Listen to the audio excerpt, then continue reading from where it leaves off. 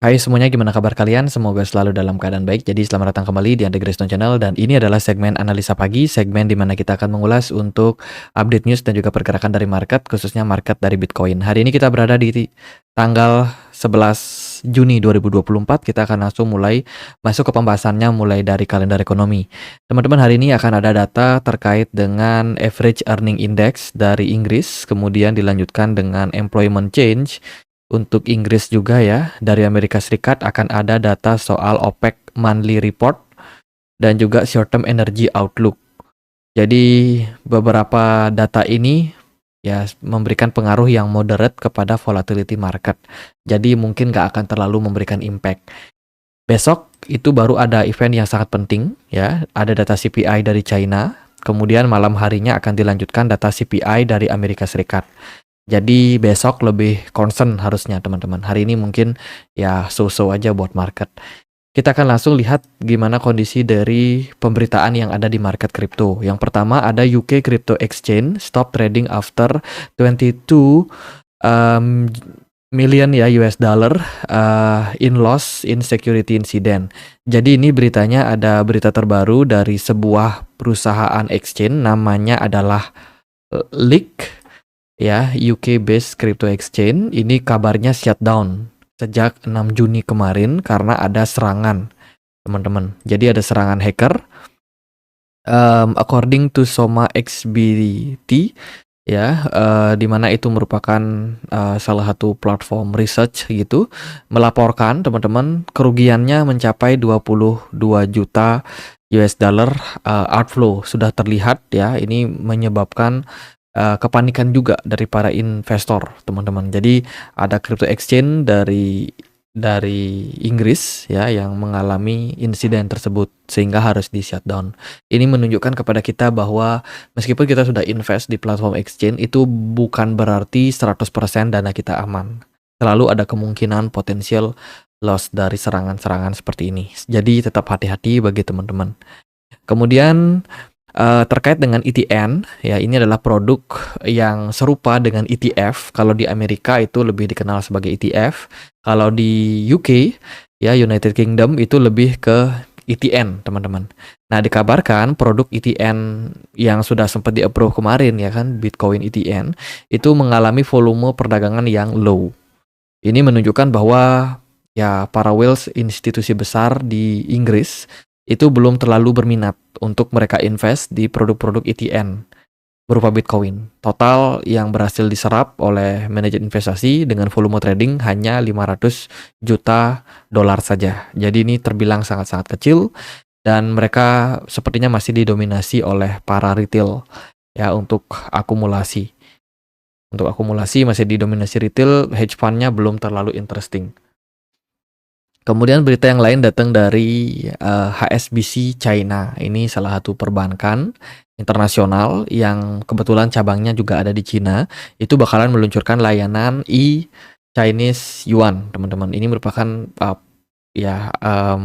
kemudahan ya. Ini merupakan sebuah fasilitas kemudahan untuk nasabah, terutama nasabah-nasabah corporate untuk bisa berinvestasi, teman-teman, di aset-aset yang diperdagangkan atau yang ditawarkan oleh HSBC China. Salah satunya adalah ETF Bitcoin di Hong Kong, teman-teman. Itu juga sudah disupport oleh bank ini. Jadi bisa dibilang ini merupakan sebuah berita yang bagus untuk kemudahan adopsi dari institusi besar ke market ETF.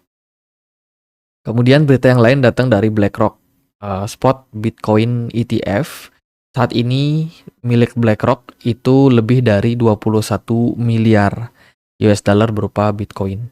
Ini menunjukkan bahwa BlackRock sekarang sudah menguasai, ya bisa dibilang sudah mulai menguasai aset-aset berupa kripto. Tentu saja lewat investasi dari para nasabahnya.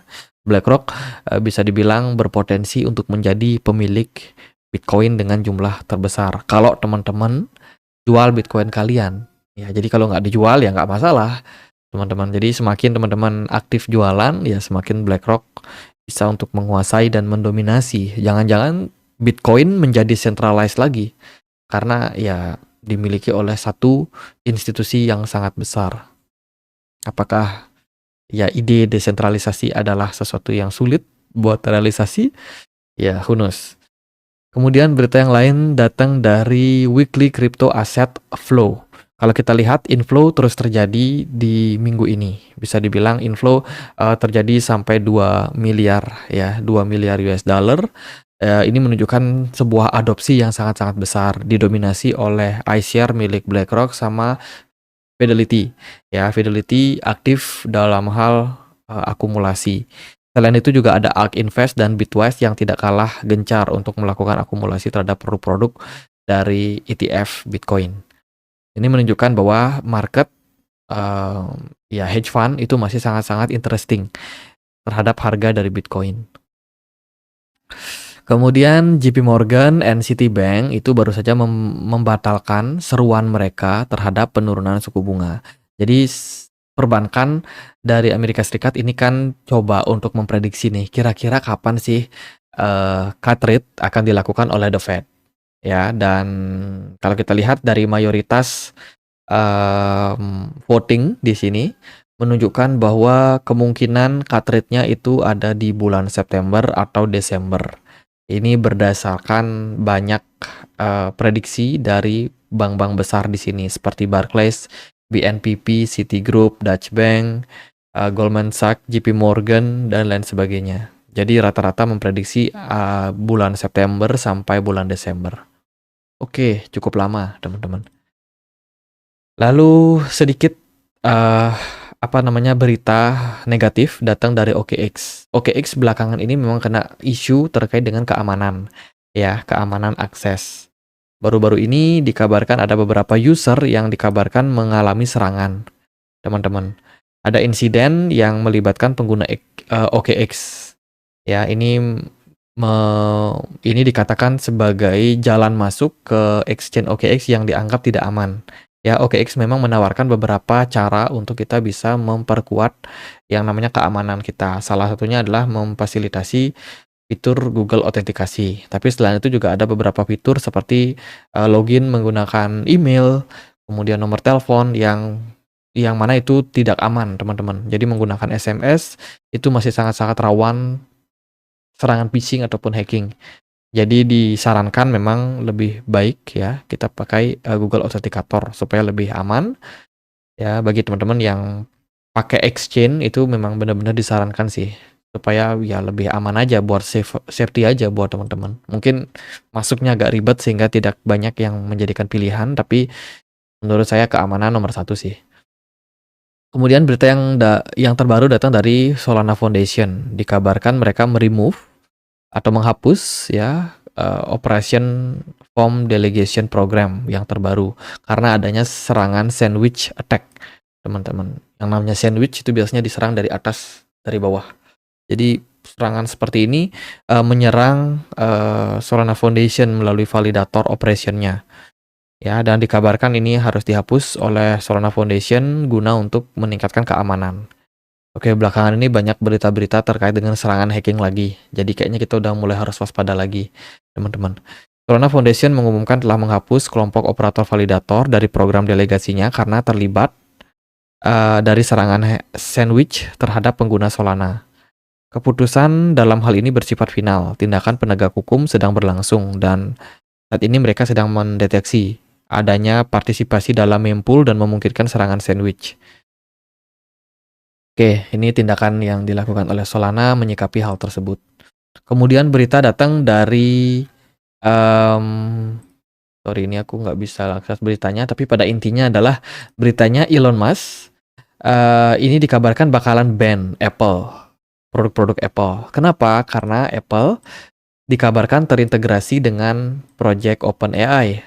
Teman-teman, OpenAI ya miliknya si Sam Altman. Jadi ini kayaknya sifatnya saingan bisnis ya.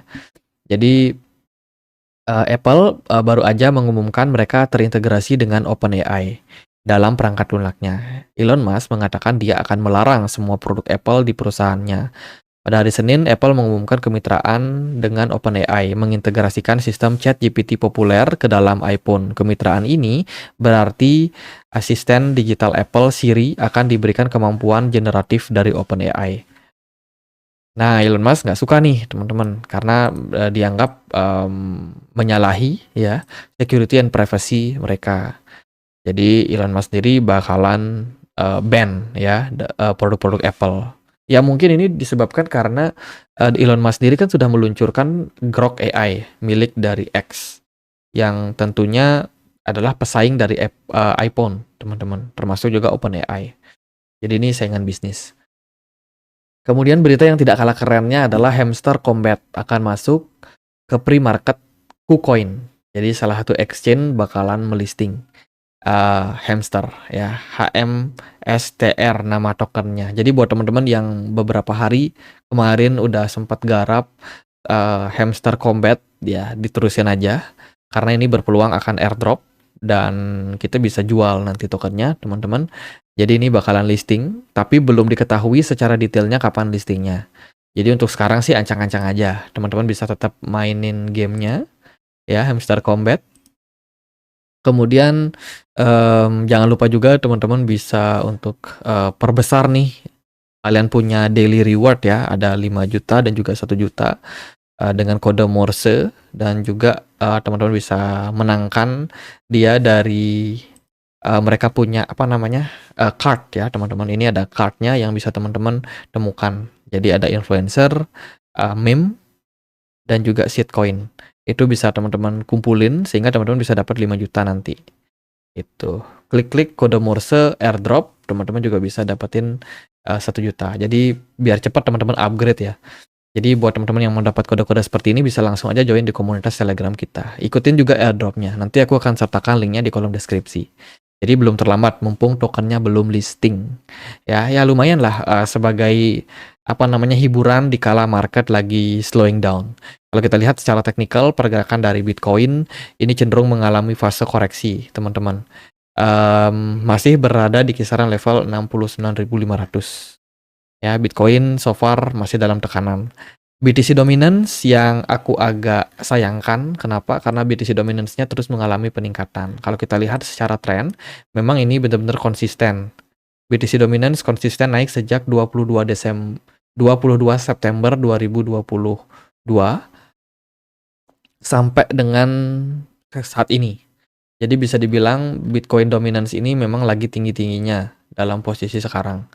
Dan belum ada ide untuk turun. Sepertinya kita harus sabar dulu. All season masih terlihat belum clear ya. Karena trendline yang terbentuk dari BTC Dominance ini benar-benar konsisten naik. Altcoin semuanya tertekan kemarin. Ada Aspa, BNB drop, Matic, Ondo Finance drop juga teman-teman. WLD juga turun lanjut ya. Ada IFO makin turun. Waduh ini IFO parah banget turunnya. Kemudian ada Manta yang juga turun semakin ke dasar. Yang kemarin naik itu ada Uniswap, Toncoin. Toncoin ini strong banget sih. Karena lagi hype-nya game tap-tap di Telegram saat ini. Oke, itu sih. Jadi kondisi market overall lagi koreksi. Secara teknikal Bitcoin masih bergerak konsolidasi dalam sebuah triangle. Dia belum menunjukkan indikasi bullish. Jadi untuk saat ini level support yang bisa diperhatikan adalah di 64.000. Ya, selama Bitcoin masih bergerak di bawah level 72.000 ya, selama itu kita masih harus sabar, teman-teman. Manfaatkan aja momentum untuk akumulasi. Ya, kalau kita lihat udah banyak yang terdiskon sih. Jadi momentum diskon buat teman-teman yang ketinggalan serok barang kemarin. Ya gitu aja deh buat pembahasan kali ini. Semoga videonya bisa bermanfaat teman-teman. Jadi buat yang mau ikutan Hamster Combat sama daftar dulu ya KuCoin, jangan lupa nanti listing teman-teman nggak bisa melakukan transaksi. Jadi link pendaftaran KuCoin juga aku sertakan di kolom deskripsi video ini. Gitu aja deh, akhir kata saya Andre, makasih.